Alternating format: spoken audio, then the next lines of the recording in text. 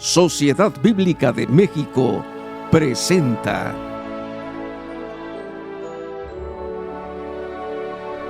Un peregrino en esta tierra. Un extranjero en su propio mundo. Su misión trascendía fronteras.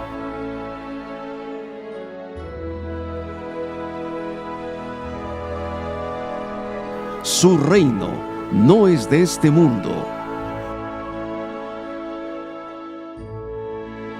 Un extranjero, llevando luz a las naciones, para sanar corazones, desde el pesebre hasta la cruz. Jesús, peregrino y extranjero.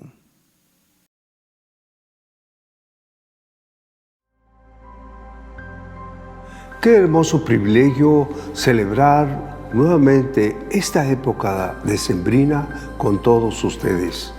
Nuestra sociedad en decadencia busca, anhela, desea desesperadamente una expresión de amor que solamente Jesús puede encontrar.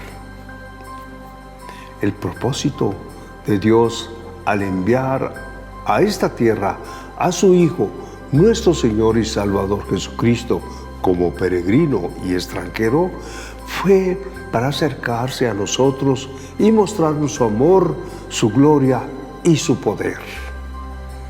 Vino a buscarnos y a salvarnos por medio de la redención de nuestros pecados y nos dio acceso a la patria celestial.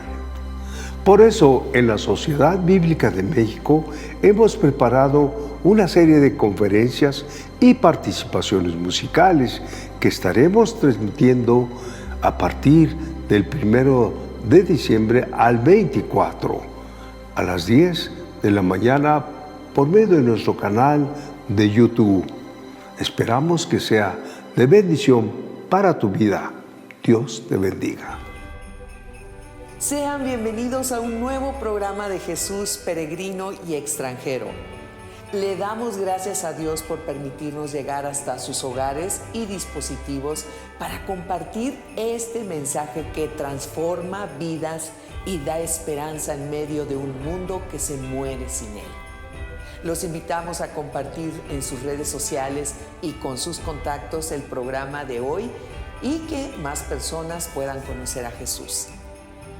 En 1 Corintios 15, 20, 21 dice: Mas ahora Cristo ha resucitado de los muertos, primicias de los que durmieron es hecho.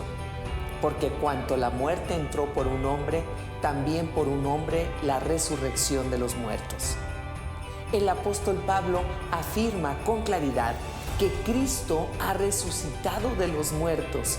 Esta declaración es poderosa, ya que la resurrección de Jesús no solo confirma su poder, sino que también representa la victoria sobre el pecado y la muerte. Y esto nos trae el mensaje de vida eterna a todos los que creen. Comenzamos.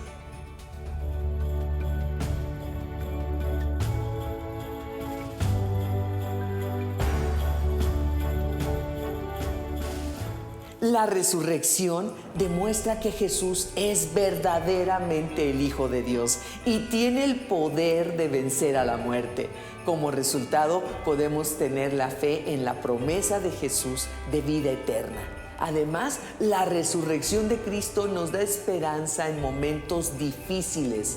Saber que Jesús ha conquistado el pecado y a la muerte nos da la seguridad de que Él también puede ayudarnos a permanecer en la fe hasta el fin. Así damos lugar a la enseñanza que tenemos preparada para este día. Qué alegría poder saludarles en nombre de las Sociedades Bíblicas Unidas. Nos estamos entrelazando para responder a la invitación que la Sociedad Bíblica de México nos está haciendo de poder reflexionar en este tiempo, en esta temporada tan especial de tantas celebraciones, eh, y reflexionar en que Jesús fue un peregrino y un extranjero. Una expresión muy interesante realmente. Quizá no hemos pensado en eso, quizá no nos habíamos percatado, quizá identificamos al Señor como alguien que siempre vivió en su mismo pueblo, o que siempre fue israelita, por ejemplo, o israelí, que sería la nacionalidad, ¿no? O que siempre vivió en Nazaret, o que siempre era parte de Galilea, o que siempre fue de Belén, o qué sé yo, ¿no? Y no es así, ¿no? El mismo Señor nos muestra la naturaleza del Evangelio de alcanzar no solamente la dimensión nacional, sino una dimensión universal. El Evangelio nace y brota como un mensaje que trasciende fronteras, culturas, los mismos tiempos, naciones, tribus y lenguas, y está determinado por el Señor a que su palabra y su reino se expanda desde Jerusalén, Judea, Samaria y hasta lo último de la tierra. Entonces, cuando hablamos de la migración como un tema sumamente relevante, es difícil que en alguno de nuestros pueblos o de nuestros países no hayamos tenido contacto con una persona extranjera. Y incluso de algunas nacionalidades que en cuestión de pocos años se convierten en comunidades numerosas en nuestros países y luego paramos incluso, por ejemplo, probando o saboreando platillos que no son tradicionales de nuestros países o nuestros pueblos, sino que son extranjeros, pero que poco a poco van y se abren camino y la gastronomía de nuestro entorno cambia. Y esto se da precisamente por esa misma adaptación humana, de que siempre la humanidad ha estado en movimiento. La razón por la que hay distintas ciudades, países, naciones, culturas, civilizaciones, tiene mucho que ver con eso, con la misma movilidad del ser humano hacia diferentes lugares por diferentes causas, saliendo de sus entornos, de sus pueblos, de sus comunidades, trascendiendo y llegando, por ejemplo, por cuestiones de guerras, por cuestiones de crisis climáticas o geográficas, por cuestiones de conveniencia, por búsqueda de mejoras de condiciones de vida, pensando en las familias, por situaciones propias, ¿no? Que la catástrofe climática, por ejemplo, puede afectar una región y por lo tanto ubica o desubica tal vez a la gente y la empuja a moverse hacia diferentes lugares más allá de sus fronteras, lugares donde no pensaron llegar, paran llegando.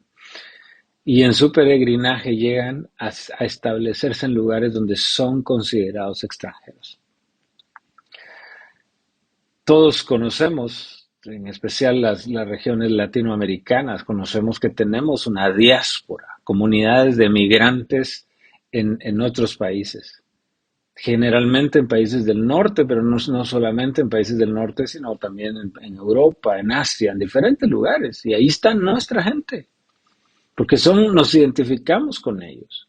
Algunos hablan nuestros propios idiomas, idiomas indígenas incluso, y hay comunidades en otros países que son nuestros, que son de los nuestros. Pero al final, Dios nos llama a amar a la humanidad, a amar a nuestro prójimo, como un principio de prioridad. Primero, amar a Dios con todo nuestro corazón, con toda nuestra alma, con toda nuestra mente y con todas nuestras fuerzas. Y a nuestro prójimo como a nosotros mismos. O sea, el amor al extranjero es una parte esencial en la Escritura. No podemos ser personas que alberguen sentimientos negativos en contra de las personas, por diferentes que sean a nosotros, porque son seres humanos creados a la imagen y a la semejanza de su Creador, que es nuestro Padre, y que valen también la sangre de Cristo, porque de tal manera, Juan capítulo 3:16, amó Dios al mundo. Dios amó al mundo, a todas las naciones, a todos los países, a todos los pueblos, a todas las tribus. Y Dios quiere alcanzar y redimir todas las naciones también. Algo que nos coloca en una posición de reflexión profunda también es que cuando el Señor nos muestra en el Evangelio de Mateo capítulo 25 y nos habla del juicio a las naciones, nos topamos con una realidad extraordinaria, de que el Señor se esconde, y para todos aquellos que anhelamos ver su rostro, el rostro del Señor está, según Mateo capítulo 25, estuve enfermo y me fuiste a ver. Tuve hambre y me diste de comer. Tuve sed y me diste de beber. Estaba desnudo y me diste ropa. No tenía casa. Era forastero. Era un extranjero y me recibiste en tu casa. Esa expresión, podríamos decirle esa parábola, o esa historia, o ese ejemplo que el Señor nos narra, es espectacularmente fuerte para distinguir que entonces Dios se puede esconder y el Señor Jesús se puede esconder detrás de un migrante, detrás de un extranjero, detrás de alguien diferente a nosotros, con diferentes tradiciones, culturas, creencias, con diferentes rasgos físicos. Pero al final el Señor puede estar hablándonos a través de ellos. Y ese es parte del mensaje del Señor ese. Tenemos que dedicar un tiempo a darnos cuenta que Dios ama a los extranjeros y que el Señor Jesús fue extranjero y fue un peregrino. Entonces, nos mueve entonces a pensar esto. Es interesantísimo, por ejemplo, considerar que la Biblia, a pesar de que nosotros la recibimos en español, los que tenemos nuestra lengua materna, nuestro idioma materno es el español, no solamente en nuestros países existe el español, ¿no? Tenemos esa sensación de que desde México hasta Argentina, por lo menos, pasando por Cuba, por Puerto Rico, por República Dominicana, la gran nación latinoamericana, digamos, está conectada en un solo idioma, el español. Sin embargo, hablamos de Guatemala, por ejemplo, y hablamos de más de 60 idiomas indígenas en este país. Hablamos de México, de la gran nación de México, y estamos hablando de cerca de 360 idiomas a lo ancho y largo de esta república. Entonces no es cierto que solo hablemos español. Tampoco es cierto que Jesús solamente habló español, por decirlo de esa manera, o que Dios solo habla español y se comunica en español. No. La palabra de Dios está traducida en más de 3.000 o 2.500 idiomas, a los cuales Dios quiere que está alcanzando para poder llegar a este momento a cerca del 95, más del 95% de la población mundial tiene acceso a la Biblia con alguna parte de la escritura traducida a su propio idioma o la Biblia completa traducida. En español podemos decir que no solo está traducida completamente la Biblia, sino que además tenemos cerca de más de 40, 50 versiones distintas que podemos utilizar y consultar. Parecido al inglés, pero de la misma manera podemos decir que la comunidad Chol, por ejemplo, en Chiapas, en el sur de México, solamente tiene una Biblia, pero ya traducida completamente. Eso es hermoso. Y vendrán más traducciones porque la Evangélica de México está trabajando arduamente en lograr que las personas tengan la palabra del Señor en su idioma materno. Pero esta conciencia debe de mover nuestro corazón. Ahora, al hablar de los lenguajes, yo quiero centrarme en eso porque sé que muchos colegas estarán compartiendo en diferentes momentos de este mes acerca de Jesús como peregrino y extranjero. Pero yo quiero centrarme en el tema de los lenguajes, del idioma, y de cómo el Señor Jesús nos mueve y nos invita a abrir nuestro corazón a estas realidades eh, extranjeras, digamos, estas realidades internacionales, estas realidades interculturales, donde no podemos pensar que todas las personas son como nosotros, ni los podemos este, comparar también. Eh, Cuando yo amo mi tierra, porque uno debe de cuidar su tierra, uno es ciudadano de este mundo, ¿no? Hablamos de mi pueblo, mi tierra, mis costumbres, mis tradiciones, y yo amo eso y lo comparo con otros y sigo pensando que mi tierra es lo mejor, ¿no?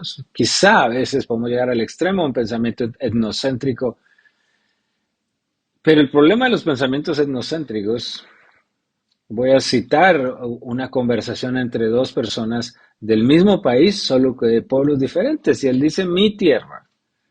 ¿Sabes cómo le decimos a mi tierra? Están hablando ellos juntos, ¿no? Son dos, por cierto, ese país está en Latinoamérica.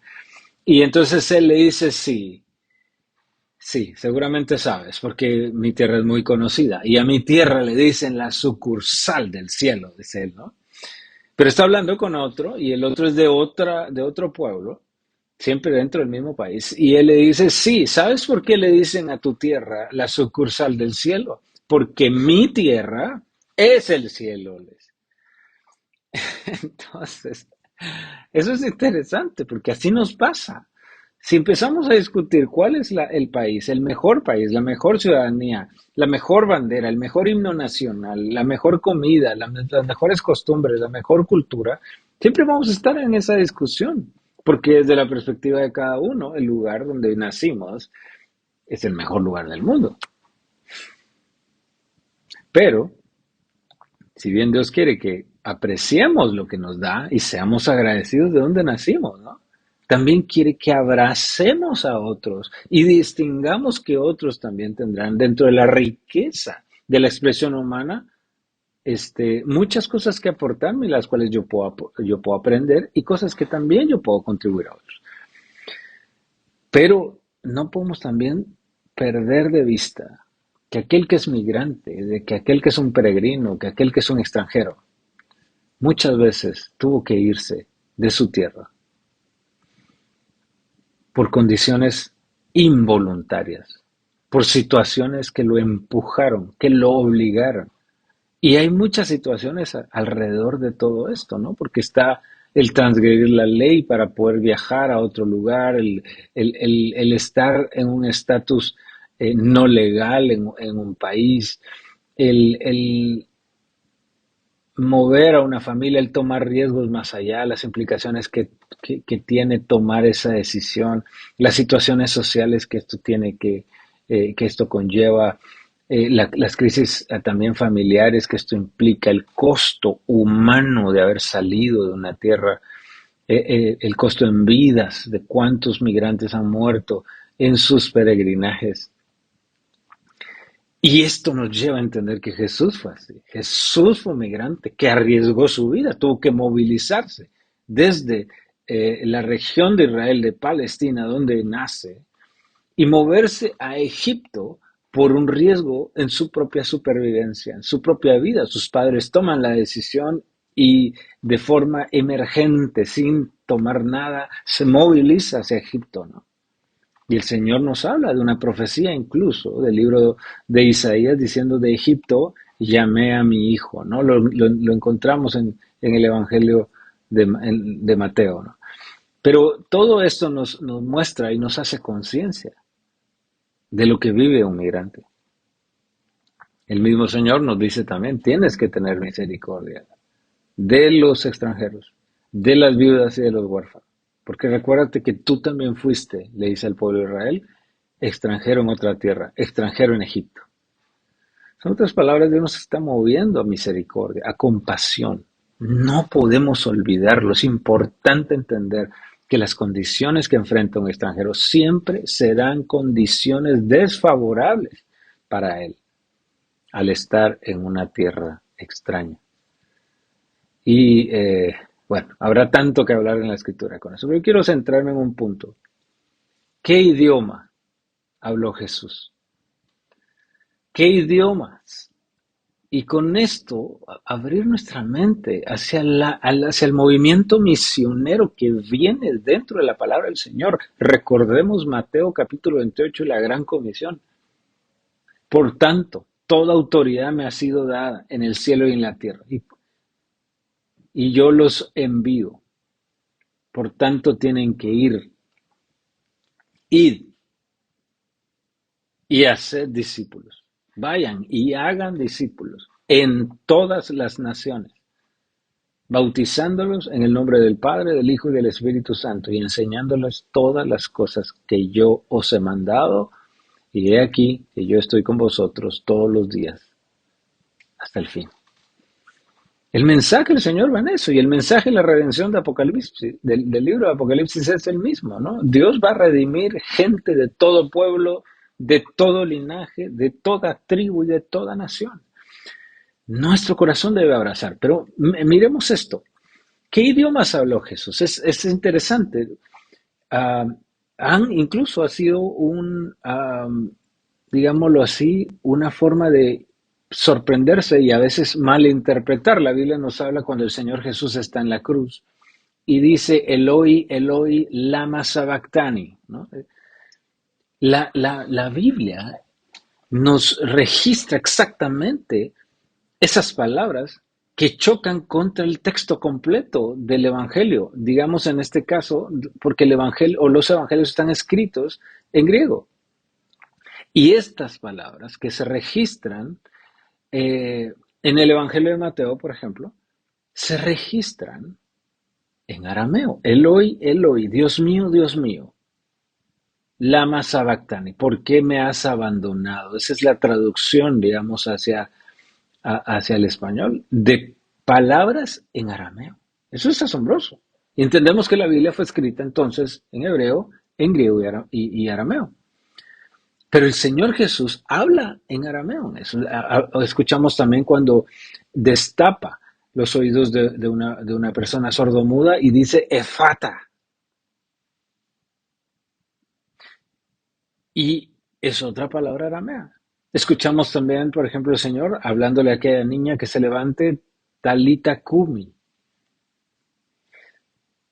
El mismo Evangelio translitera o coloca literalmente las palabras en arameo que el Señor Jesús decía.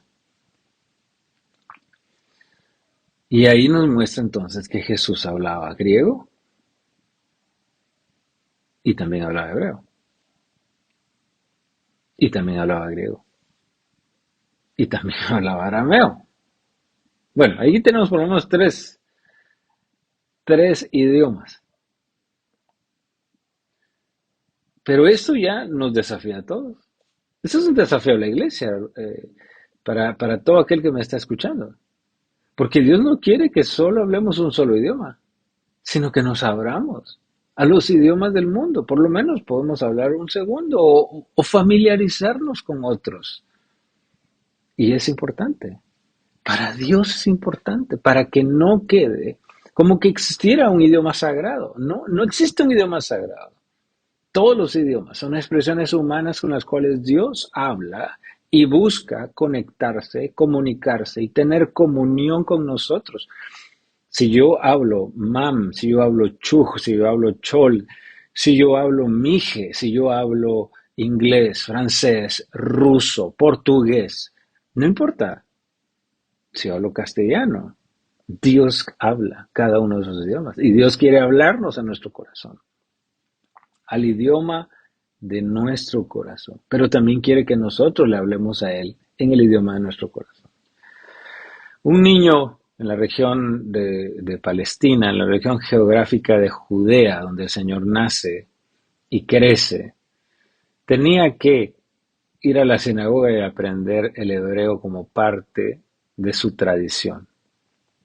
aprendían a leer, no necesariamente a escribir, pero sí a leer desde muy pequeños. Y eran las madres las encargadas de que los niños llegaran a la sinagoga y aprendieran. Aprendían oraciones completas y poco a poco iban acercándose, digamos, al culto, ¿no? La parte ritual, ¿no? Ceremonial sería la palabra, ¿no? Del judaísmo, ¿no? Las sinagogas. Entonces el Señor Jesús era un niño hebreo que tuvo que aprender el hebreo como idioma. En la región donde nace, geográficamente, se hablaba el arameo en Galilea. Entonces tenemos hebreo y arameo. Y además tenía que negociar, ¿no? Tenía que ser parte de una vida comercial a través de diferentes formas. A través, sí, del comercio, ¿no? Del oficio que su padre le había enseñado, José. Entonces, también tenía que comunicarse en un espectro de mercado, ¿no? De comercio, y ahí tenía que usar el griego. El griego para hablar también con Pilato. Y por lo menos hablamos de 3 idiomas, seguramente más idiomas el Señor tuvo que haber hablado. La Biblia nos registra el latín, por ejemplo, utilizado por Pilato. Seguramente los soldados romanos de ese tiempo hablaban latín también, por ser una lengua del imperio. Así que todo esto nos abre nuestro panorama de decir, la Biblia trasciende fronteras, trasciende idiomas. Y para hablar con extranjeros, para hablar con migrantes, necesitamos también acercarnos a sus idiomas. Tan importante que nuestro corazón abrace esa realidad y no nos quedemos pensando siempre desde nuestras realidades etnocéntricas o desde nuestros pueblos o nuestras naciones y desde ahí miremos al resto del mundo. Miremoslo desde el idioma de los ciudadanos del reino de Dios, del Dios que se abre y habla todos los idiomas con tal de redimir a todas las personas de todas las naciones.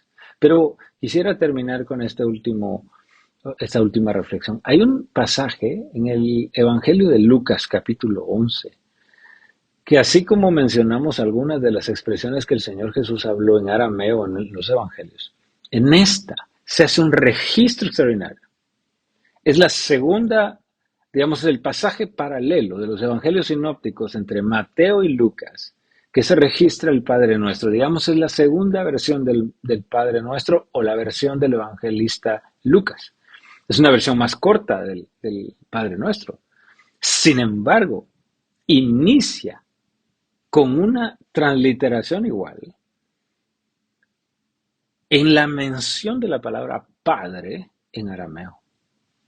No usa el griego en eso, sino que el evangelista tiene el detalle de registrar al Señor Jesús orando en arameo, en su lengua materna, para orar a su Padre. Y esto nos responde de alguna forma la pregunta famosa de los discípulos al acercarse al Señor y decirle, Señor, enséñanos a orar. Pero de alguna forma la pregunta es, enséñanos a orar como tú oras. Porque ellos sabían orar. Los niños hebreos aprendían a orar desde muy pequeños. Entonces sabían. Pero la gran diferencia es que había una intimidad, una comunión extraordinaria que miraban entre el Señor. Y era el mensaje de Dios de que en mi lengua materna yo puedo orar al Padre. No existe un idioma superior. Como tristemente muchas de nuestras comunidades indígenas piensan que, por ejemplo, el español o el inglés o el francés son idiomas superiores, o el mismo hebreo para el pensamiento de muchos. No, Dios redime los idiomas y los usa para su gloria. ¿Cómo quiere entonces Dios que oremos? ¿Cómo quiere Dios que sepamos? Es que Dios usa también sus idiomas. Dios usa nuestra lengua materna para que nos comuniquemos con Él. Y con esto nos abre una dimensión lingüística donde el poder de Dios y la misión de Dios se va a cumplir a través de los idiomas. Y si entendemos que Jesús entonces fue migrante, fue peregrino, fue extranjero, nos abre también la realidad que el Evangelio debe llegar a gentes de toda lengua, toda tribu y toda nación. Un fuerte abrazo para todos ustedes en esta temporada de celebración y que Dios nos encuentre dispuestos a darle de comer al que tiene hambre, a visitar al enfermo, a ir a las cárceles, pero también a tener misericordia y compasión de aquellos forasteros que dejaron su tierra y necesitan de nuestra compasión. Dios nos guiará para actuar como buenos ciudadanos del reino y abrazar a aquellos que por ser diferentes, pero al final se unen a nosotros en el valor de la sangre de Cristo, en el sacrificio del Señor y en la imagen y semejanza de Dios. Un fuerte abrazo para todos ustedes. Seamos agradecidos con Dios por enviarnos el pan de cada día, su palabra que vivifica nuestro ser. Su presencia en nuestro programa nos anima para seguir en la honrosa tarea de compartir la palabra de Dios. Continuamos.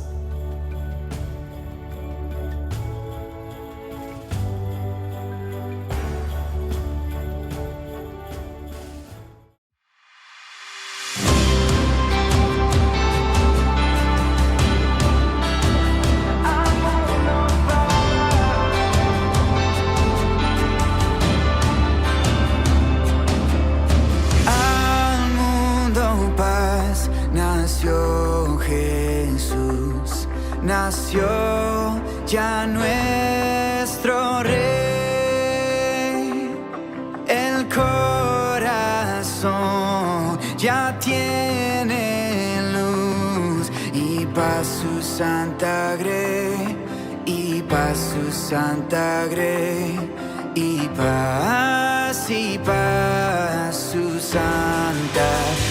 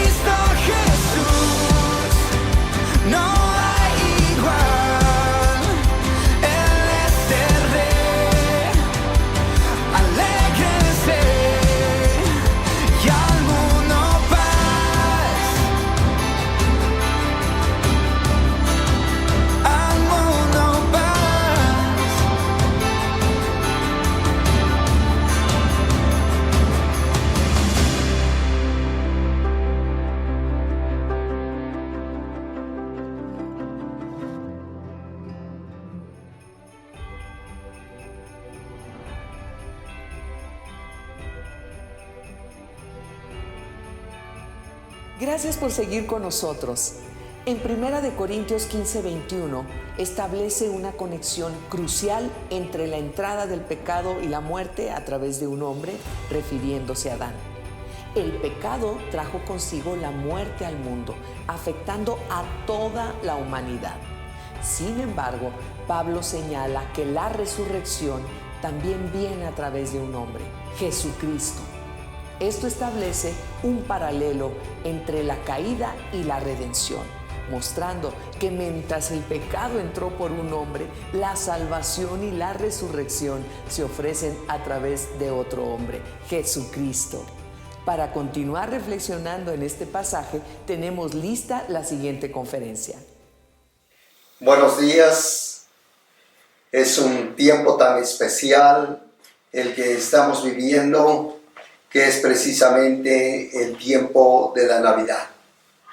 Y estamos viendo, sin lugar a dudas, la persona de nuestro Señor Jesucristo.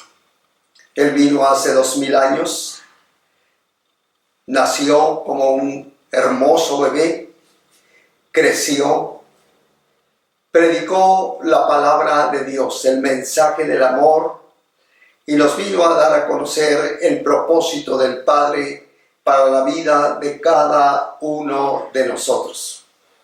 Y nos da una esperanza y una confianza segura para poder estar con Él.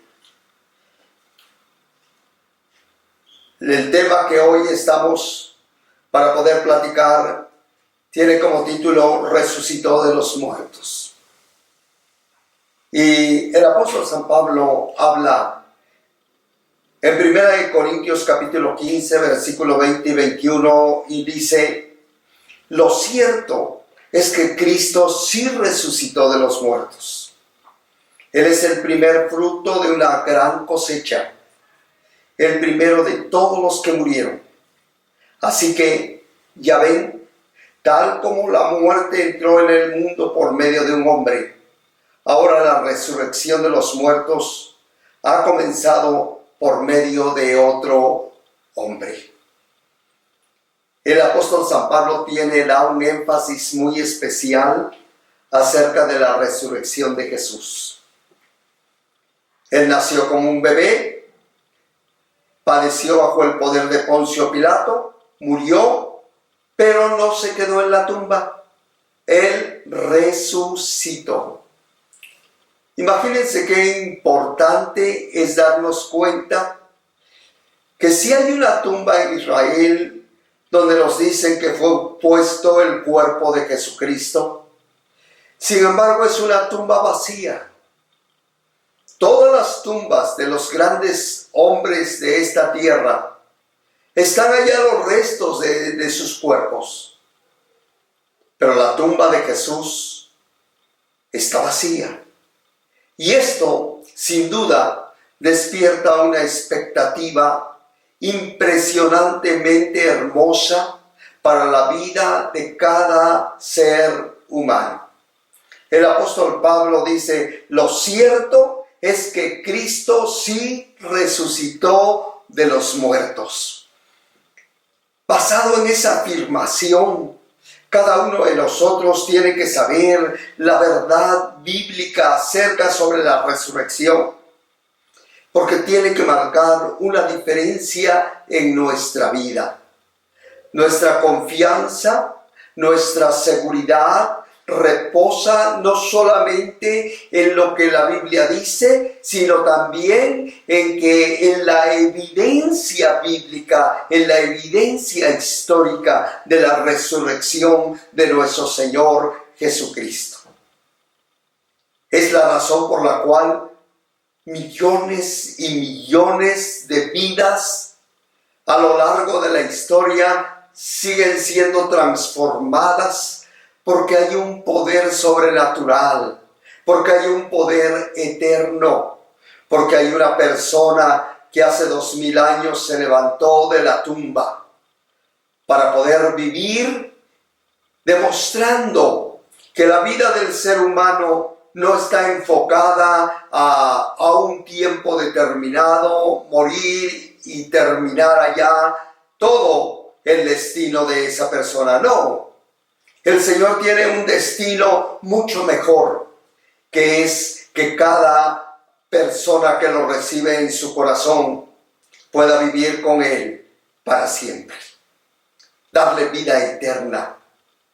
San Juan 3:16 dice que toda persona que lo recibe como Salvador personal, como el Dios de su vida, le da el derecho de ser hijo de Dios y heredero de la vida eterna. Entonces, tenemos vida eterna en Cristo. Si hay alguien que vino a esta tierra y sabía que iba a morir, es precisamente Jesús. Él dijo: yo he venido a buscar y a salvar lo que se había perdido. ¿Cuál es el plan de Dios para poder salvar a toda persona que había pecado y que vivía alejado de la presencia de Él? El plan eterno de nuestro Padre Celestial fue el enviar a su Hijo Jesús a esta tierra para poder predicar el mensaje del amor y de la redención, pero también morir por nuestros pecados. Pablo dice: ciertamente Jesús resucitó. Y tenemos el mensaje de la tumba vacía. Cuando el primer día de la semana después de la crucifixión, un grupo de mujeres fue a la tumba llevando especies aromáticas para el cuerpo de Jesús. Cuando ellos llegaron muy de mañana, la piedra que había cubierto la entrada de esa tumba no estaba en su lugar, había sido removida. Ellos, con una gran expectación, se asomaron y sencillamente vieron a dos ángeles, los cuales les dijeron: ¿por qué buscáis entre los muertos al que vive? No está aquí, Él ha resucitado. Ya no estaba en esa tumba. La muerte no lo pudo retener. Él se había levantado. Jesús lo enseñó en varias ocasiones a sus discípulos sobre este suceso de la resurrección. Dice Mateo 16:21. A partir de entonces, Jesús empezó a decir claramente a sus discípulos que era necesario que fuera a Jerusalén y que sufriría muchas cosas terribles a manos de los ancianos, de los principales sacerdotes y de los maestros de la ley religiosa. Lo matarían, pero al tercer día resucitaría. Lo mismo encontramos en Mateo 17, 22, 23. Luego, cuando volvieron a reunirse en Galilea, Jesús les dijo: el Hijo del Hombre será traicionado y entregado en manos de sus enemigos. Lo matarán, pero al tercer día se levantará de los muertos. Y los discípulos se llenaron de profundo dolor. Pero el Señor enseñó y remarcó esta gran verdad. Era necesario que Él fuera a la muerte para poder pagar y comprar nuevamente la descendencia humana para Dios. Pero no se iba a quedar en la tumba. Él iba a resucitar. San Pablo reafirma: ciertamente Jesús resucitó de los muertos. ¿Dónde está ahora Jesús? La Biblia nos enseña que Él estuvo 40 días sobre la tierra antes de ascender al Padre. Y dice que dio pruebas acerca de su resurrección. Habló con ellos, comió con ellos. Lo vieron más de 500 personas resucitado. Y podemos hacernos una pregunta: ¿dónde se encuentra hoy Jesús? La Biblia responde en Hebreos 10:12. Pero nuestro sumo sacerdote se ofreció a sí mismo a Dios como un solo sacrificio por los pecados, válido para siempre. Luego se sentó en el lugar de honor a la derecha de Dios. Por eso, con toda confianza, usted y yo podemos acercarnos a Él para hablar, sabiendo que Él está vivo. Él ascendió a los cielos y está a la diestra de Dios Padre Todopoderoso. ¿Qué está haciendo en la actualidad Jesús? Hebreos 10:7-25 nos dice: por eso puede salvar una vez y para siempre a los que vienen a Dios por medio de Él, quien vive para siempre, a fin de interceder con Dios a favor de ellos. Él es un intercesor. Él es un abogado. Él está trabajando por tu vida. No solamente terminó la obra de la salvación, sino que Él sigue trabajando a tu favor, de tal manera que cuando estás en problemas, cuando estás en una petición de oración, Él intercede, Él aboga, porque tu vida sea bendecida, porque tengas una respuesta a esa necesidad, porque tu vida sea protegida, guardada y dirigida siempre en la voluntad de Él a través de su palabra. ¿Qué está haciendo más Jesús? La Biblia dice: no dejen que el corazón se les llene de angustia. Confíen en Dios y confíen también en mí. En el hogar de mi Padre hay mucho más que suficiente. Si no fuera así, ¿acaso no les habría dicho que voy a preparar un lugar? Cuando todo esté listo, volveré para llevarlos, para que siempre estén conmigo donde yo estoy. Él tiene un trabajo extraordinario y es para ti. Es para cada uno de nosotros. Él quiere que vivamos con Él para siempre. Él tiene un plan perfecto. Lo que Él inició en la eternidad de crear al ser humano para vivir para siempre, lo va a lograr a través de ese sacrificio que Él hizo en la cruz. Todo pecado fue pagado. Toda culpa fue pagada. Él derramó hasta la última gota de su sangre. Ocupó el lugar de usted. ¿Para qué? Para que usted sea salvo, aceptándolo en su corazón, y que pueda estar en ese lugar maravilloso que Él está preparando. Dice: voy pues a preparar un lugar, porque en la casa de mi Padre hay mucho lugar. Y ese lugar es precisamente para usted. El único requisito, lo único que te están pidiendo es que tú puedas creer y depositar tu fe totalmente en Él. Eso es lo que el mensaje precisamente de la Navidad. El poder entender que cada vez que nosotros recordamos el día que Él vino a nacer en un pesebre, que Él creció y a los 30 años inició un ministerio de predicación, de darnos a conocer el plan perfecto de amor de Dios para tu vida, lo puedas aceptar totalmente en tu corazón.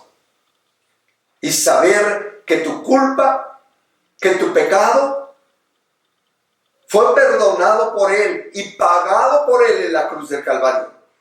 Que lo único que tienes ahora es que entregar tu vida totalmente a Él. Porque hay un lugar donde que Él está preparando para poder estar con Él para siempre. Fíjate qué maravillosa verdad el saber que Jesús, aparte de estar a la diestra del Padre, también está dentro de ti. Si no lo tienes, puedes lograrlo el día de hoy, recibiéndolo, no solamente como el bebé que nació en Belén, sino como el Salvador de tu vida. la resurrección, el significado de la resurrección. El apóstol Pablo nos dice que él fue el primero de la resurrección. Yo sé que en el ministerio de Cristo hubo muchas resurrecciones, pero todos volvieron a morir. Pero a partir de Jesús, Él vive y vive para siempre. Por eso es que San Pablo dice que es el primero de haber resucitado. La muerte, el poder de la muerte, el temor a la muerte, que la humanidad ha sido azotada a lo largo de los siglos por ello, no pudieron retener el cuerpo de Jesús. El apóstol San Pablo en el libro de los Hebreos, capítulo 2 y versículo 14 dice: debido a que los hijos de Dios son seres humanos, hechos de carne y sangre, el Hijo también se hizo de carne y sangre, pues solo como ser humano podría morir, y solo mediante la muerte podía quebrantar el poder del diablo, quien tenía el poder sobre la muerte. ¡Qué obra tan maravillosa! Lo que Dios le dijo al primer hombre cuando pecó: el día que comas de este árbol morirás. No solamente murió espiritualmente, que fue la separación con Dios, sino posteriormente comenzó la muerte física. El ser humano ha vivido determinados tiempos en la antigüedad, muchos siglos. En la actualidad, la vida se ha acortado a 70, 80 años. Pero qué importante es saber que la muerte fue vencida. El apóstol San Pablo en este capítulo 15 de Corintios habla y dice: ¿dónde está, oh muerte, tu victoria? ¿Dónde, oh sepulcro, tu aguijón? Porque ahora Jesucristo resucitó, venció el poder de la muerte. Venció a Satanás, que tenía el control e infundía un temor total para la humanidad. San Pablo, que entiende de una manera hermosa este tema, lo escribe para que cada uno de nosotros lo pueda leer y lo pueda entender. Él exclama y dice: porque para mí el vivir es Cristo y el morir es ganancia. Ahora, cada persona que tiene a Cristo en su corazón no ve la muerte como un enemigo, sino sabe que es la transición para poder entrar a la presencia de Jesús para siempre. Para siempre. Porque el que cree en Cristo tiene vida eterna. La resurrección de Jesús nos da la seguridad que así como el poder del Padre lo levantó de los muertos, también tú, que has recibido a Jesús y lo tienes en tu vida, vas a resucitar. Dice 2 Corintios 4:14, sabemos que Dios, quien resucitó al Señor Jesús, también nos resucitará a nosotros con Jesús y nos presentará ante sí mismo junto con ustedes. ¡Qué maravillosa verdad!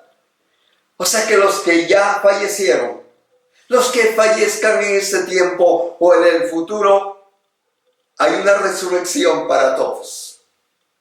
Para todos. En Primera de Tesalonicenses 4, 16, 17, dice: pues el Señor mismo, Jesús, descenderá del cielo con un grito de mando, con voz de arcángel y con el llamado de trompeta de Dios. Primero, los creyentes que hayan muerto se levantarán de sus tumbas. Luego, junto con ellos, nosotros, los que aún sigamos vivos sobre la tierra, seremos arrebatados en las nubes para encontrarnos con el Señor en el aire. Entonces estaremos con el Señor para siempre. Él fue el primero, Él es la primicia de la resurrección. Es el ejemplo que tú puedes ver en la Biblia para poder confiar y depositar esa seguridad de tu vida, esa confianza de decir que así como Jesús resucitó, si alguien parte de esta tierra antes de que Jesús venga por la iglesia, se va a levantar también.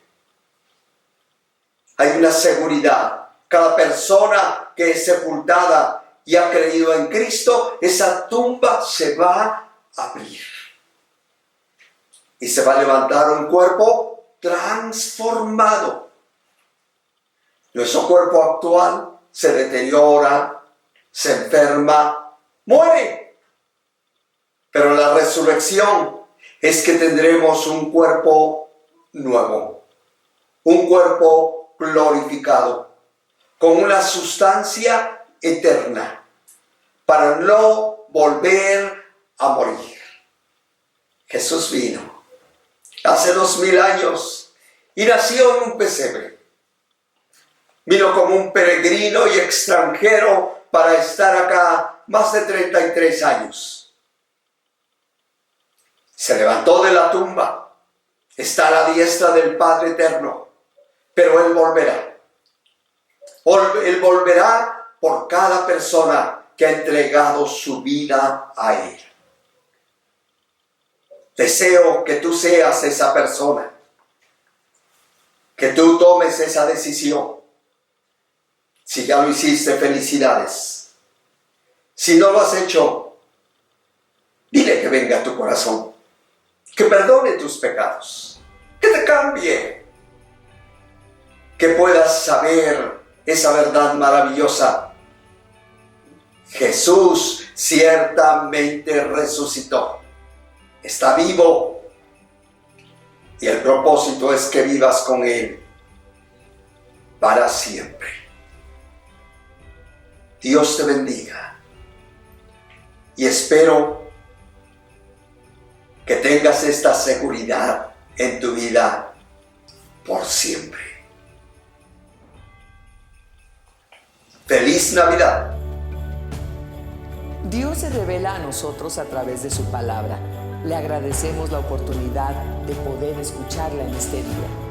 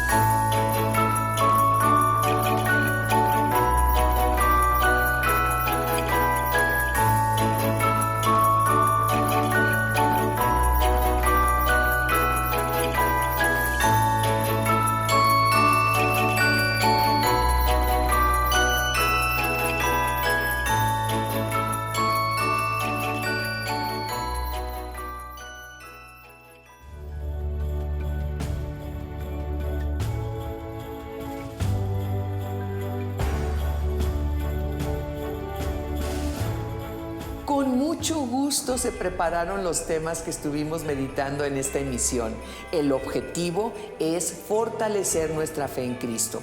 Les agradecemos por su atención y apoyo al compartir el link de nuestro programa. Los invitamos a visitar nuestras sucursales y tienda en línea. Tenemos el material que necesitan para sus familias y ministerios. Mañana nos vemos a las 10 de la mañana. Hasta pronto.